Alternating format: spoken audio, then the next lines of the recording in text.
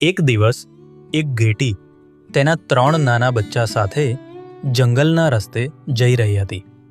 જંગલ ખૂબ સુંદર અને શાંત હતું. અચાનક આકાશમાં કાળા વાદળો છવાઈ ગયા અને જોરદાર પવન ફૂંકાવા લાગ્યો. વાવાઝોડું શરૂ થઈ ગયું. નાના બચ્ચા ખૂબ ડરી ગયા અને તેમની મા પાસે ચોંટીને ઊભા રહ્યા.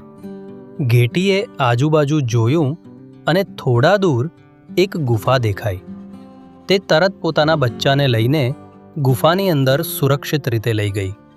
તે જ સમયે એક ભૂખ્યો વરુ જંગલમાં ફરતો હતો.